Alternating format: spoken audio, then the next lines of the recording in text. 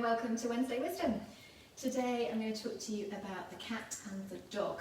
So Pilates movement, cat is quite common, a rounding of the back, but in yoga these are called the cat and the cow. We call them the cat and dog here at Bodywise because that seems to make a lot more sense, cats and dogs being present in many of our lives. So these are movements that happen on the hands and the knees. I'm going to talk you through a few basic pointers to make sure that your technique is as good as possible. So you want to align yourself with roughly vertical thighs and vertical arms. Ideally, if you're able to, you're weight bearing on the hands with the fingers spreading wide away from each other. The middle fingers want to point straight forwards and the thumbs want to reach out towards each other as much as possible. So we're aiming to maintain that lovely spread and contact between each of the fingers and the ground. So that's the first thing. I'm using push-up handles to avoid that strain on the wrists. So once we've got our position with vertical arms, vertical thighs and a nice spread through the hands, the cat is a rounding of the back, tucking the head and the tail in to give the back a little bit of a stretch. Now what tends to happen with the cat is that we do lots of pushing from the shoulders and the upper back does all of the movement. And that's partly because this part of your spine, this upper back bit of your spine, is a little bit in a rounded shape anyway, that's its natural shape. So what we want to emphasise when we're doing the cat is not so much a push from the shoulders and the upper back, but a sense of curl from the lower back. So you want to feel as if your abdominals are lifting to really work the tummy upwards against the spine. You want to feel as if your bottom is squeezing to tuck your tail right in underneath you, so as to emphasise the curve through this part of the back, predominantly through your lumbar spine. Another thing that helps with that is if you imagine that you're pulling your knees towards each other. So I'm sort of sucking the knees towards each other, and that's going to facilitate that pelvic tilt, and then I can allow the movement all the way from head to tail, and I want it to feel like a relatively even curve through the spine.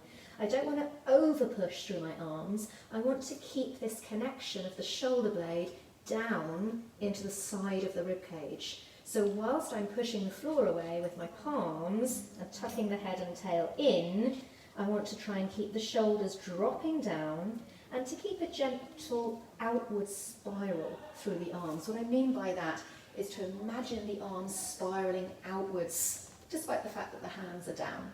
So as we spiral the arms outwards, draw the shoulder blades down into the back and find an even movement from head to tail. Hopefully that will give us a little bit more space around the shoulders and the chest and a nice big curve into that lower back.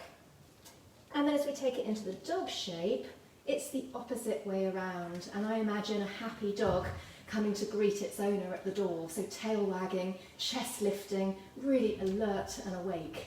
Now what tends to go wrong in the dog when we're trying to arch the back is that we do all of the movement here in the neck and here in the lower back. And because the upper back sits in that slightly rounded shape in our natural posture, it's a little harder to get the upper back to move. So in the dog position, as you allow your sitting bones to widen and your tail to lift, you want to make sure that you don't drop completely to your full range through the lower back. You want to feel that you lift through the abdominals a little to support that spine, and the main aim is to get the movement into the upper part of the spine, so around about the bra strap level, the bottom of the shoulder blades. Again, I said it's tempting to really work into the neck, so to avoid that scrunch in the neck, we want to keep the back of the neck long. So actually the focus of our eyes is probably only just a foot or two in front of the hands. So you're opening up the breastbone, widening the collarbones, and still trying to find that outward spiral through your arms so that you feel nice and connected here around the base of the shoulder blade. So dog involves lots of movement and work through the upper back, not too much through the neck, not too much through the lower back. So as I breathe out, I'm going to move into the cat with the head and tail tucking in, squeezing the tummy, squeezing the bottom, sucking the thighs towards each other and finding a connection through the shoulders. And then again, as I breathe out, I'm moving into my dog position, not overarching the lower back, not overextending the neck, but trying to keep a long, even curve through the spine, like a smile.